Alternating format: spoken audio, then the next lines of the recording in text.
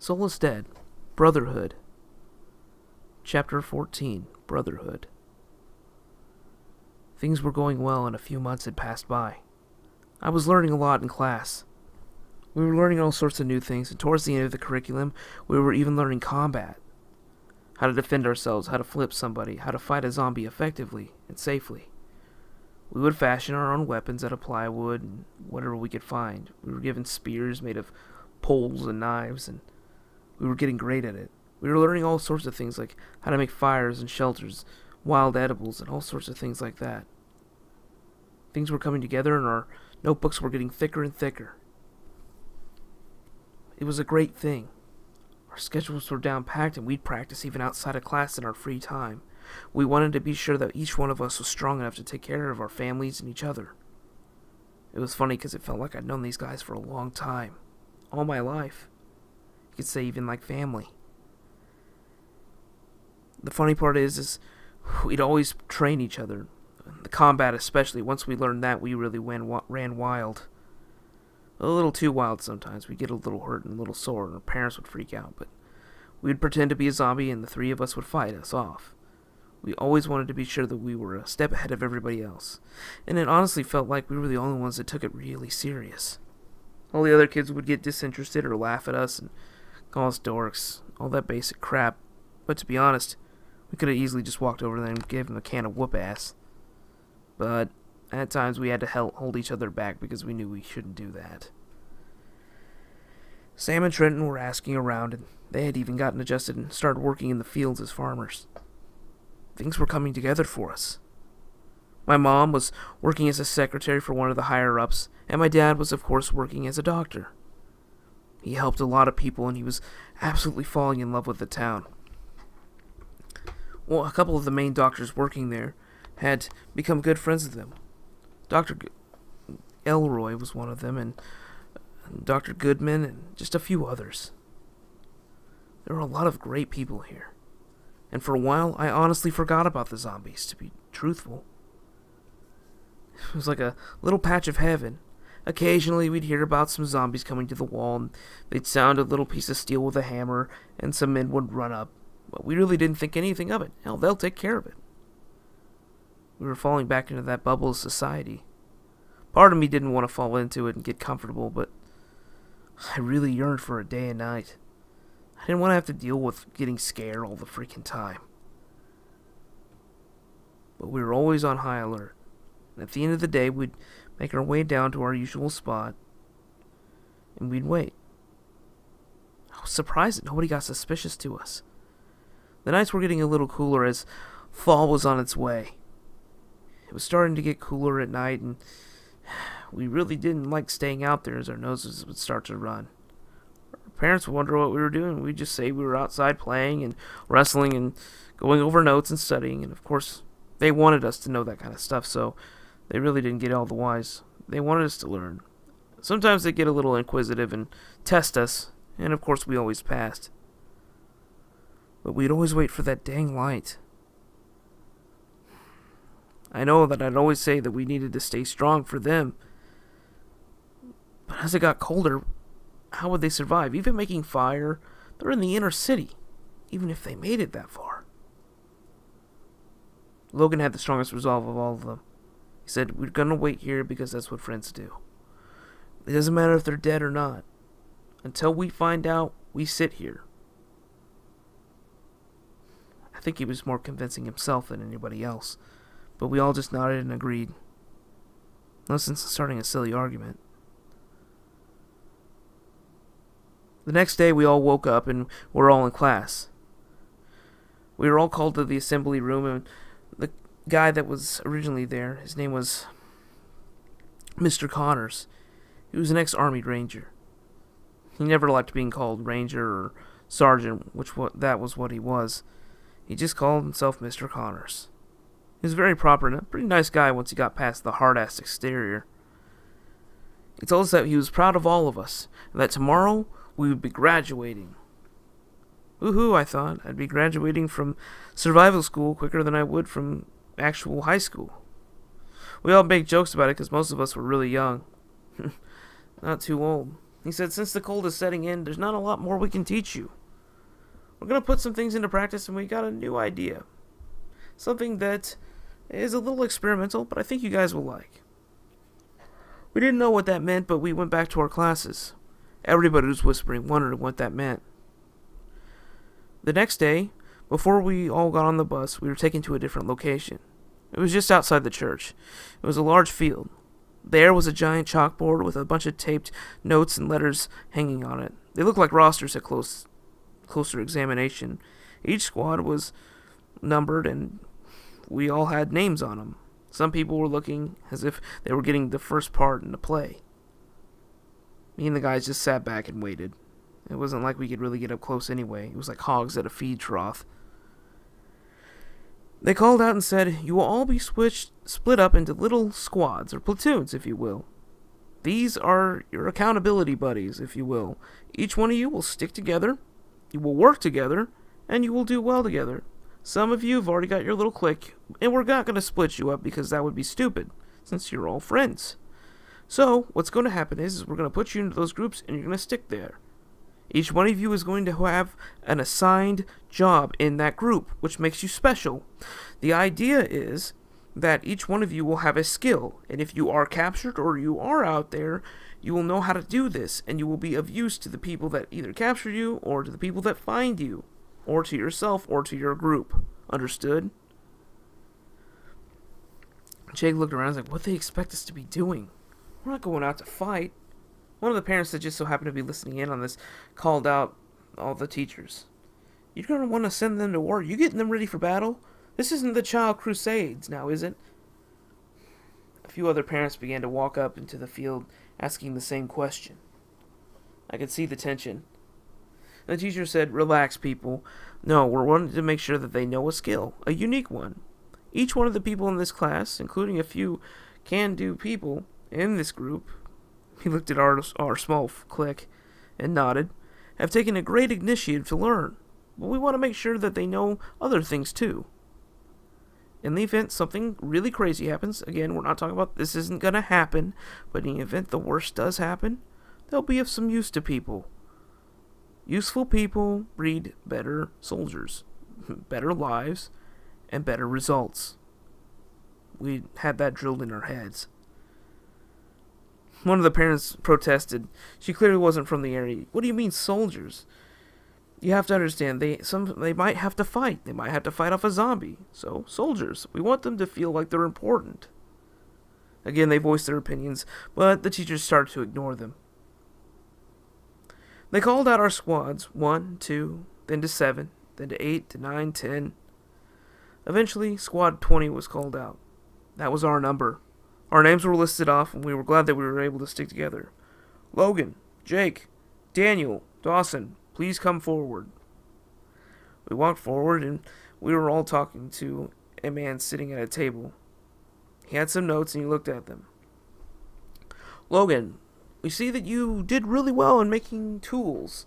We're going to stick you with the blacksmiths. You're going to learn how to make improvised tools and how to make things out of metal, forging, making tools, essentially. Make armor and all sorts of stuff like that. So, that's where you're going to go. You're going to report to the blacksmith tomorrow morning. Logan was pretty excited. Sweet, he said. I get to be a blacksmith. Jake walked forward. Jacob, you showed a lot of prowess in making improvised technology, like a improvised radio you'd made. We were pretty impressed by that. You're going to learn navigation and communication skills. You showed a lot more prowess than most on reading a map, so we're going to entrust you with that. Jake kind of looked around and said, damn it. And I reassured him, Jake, it could be worse. Come on, man. I mean, you're pretty good at it. At least you'll know where you're at. He was kind of disappointed, but walked along. Dawson came up. Dawson, you were pretty good at the gun range. You were really accurate, and you scored in the top percentile. A lot better than these other lot that you're with. We all kind of laughed. I'm serious, he looked at us. You boys couldn't hit the broadside of a barn without this kid with you. You're lucky he's with you. You could shoot the nuts off of a dragonfly, for goodness sakes, he laughed. Dawson, of course, was absorbing the glory. You're going to receive a 22, and you're going to be taught how to hunt, trap, and track. But you're also going to be the designated rifleman of the group. You're going to carry this rifle, but you're not going to use it inside the town now, are we? Of course not. Yeah.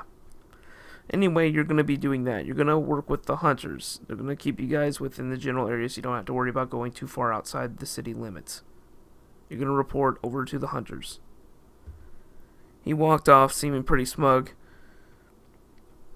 Daniel, finally.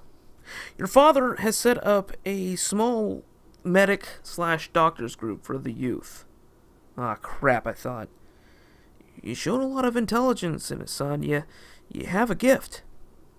I know, but that stuff's hard. I don't know if I could do it. I don't really like blood.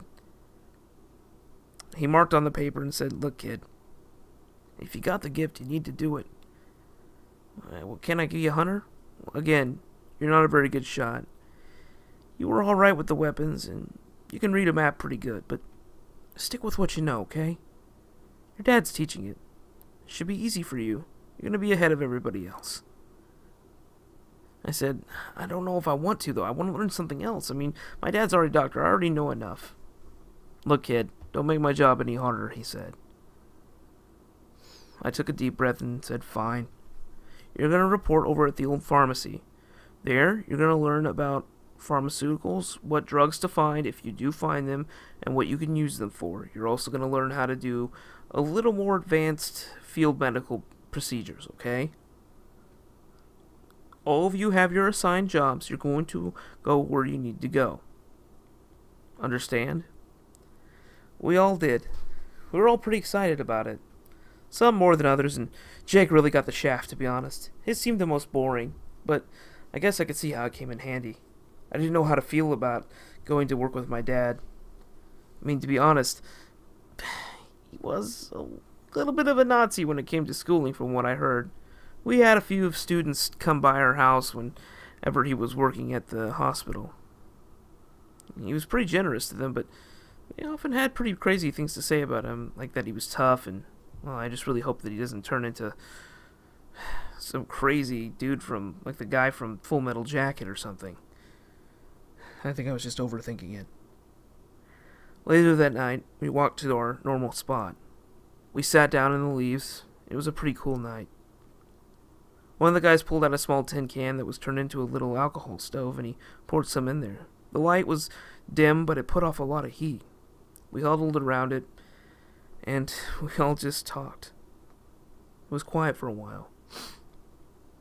Dawson looked around and reached into his little knapsack that he had made. He pulled out a can of Mountain Dew. Where did you get that? Logan said.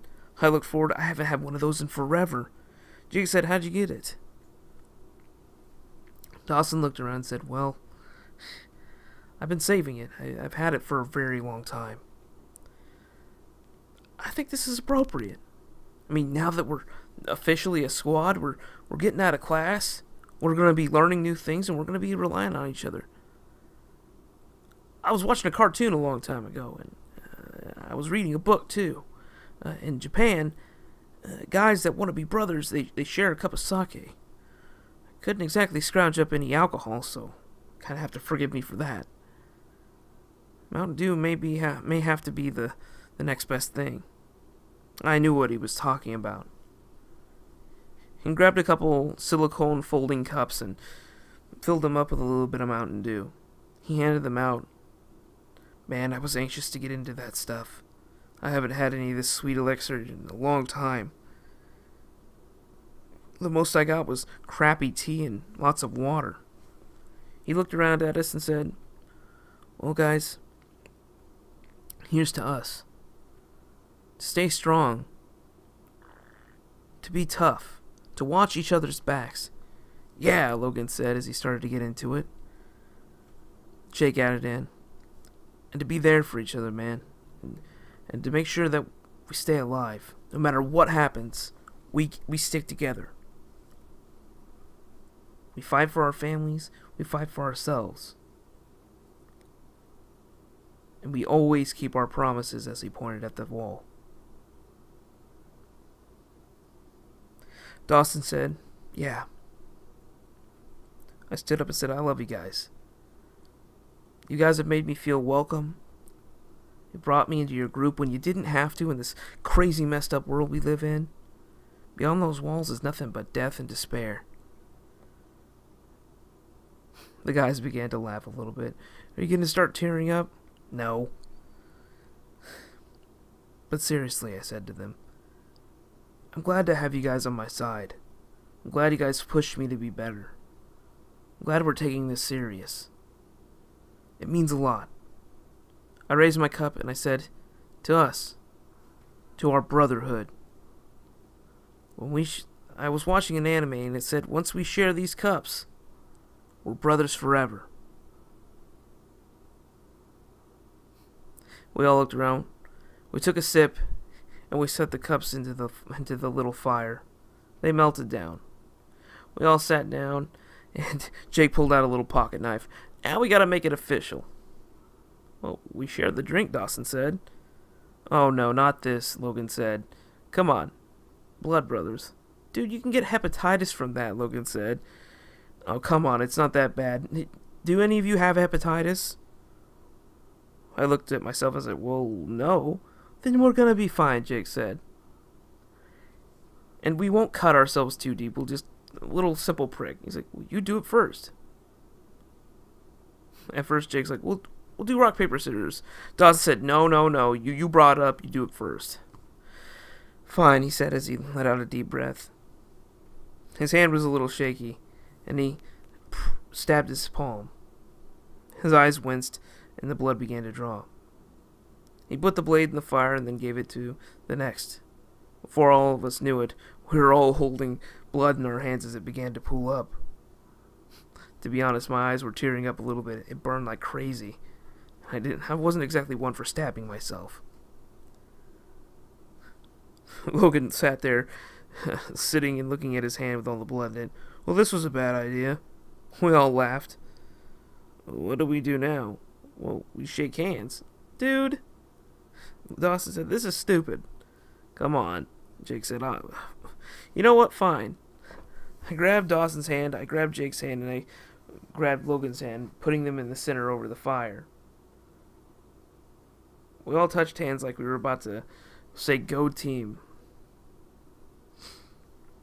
After quickly putting some cotton down and wrapping our hands up and washing them off and putting Purell on, we all sat there and told jokes. We kept an eye out. Again, no flashlight.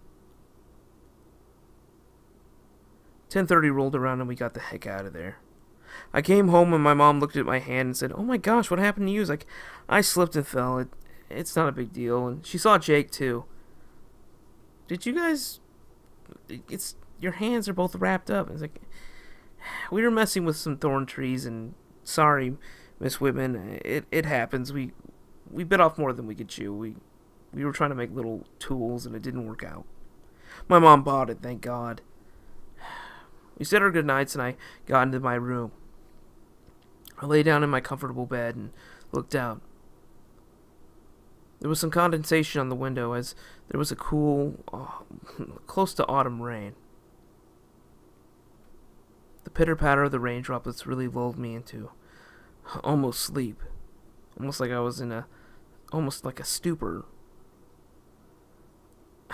I looked at my hand and kind of laughed. How silly. How silly are we? Well, starting tomorrow, we're going to start learning stuff. And we're really going to be useful. I've got a new family now. I've got brothers. As far as I'm concerned, that's all that matters. Because with all those dead running around, we need a little togetherness, I should think. I'm glad to have them. I'm glad to have this new brotherhood.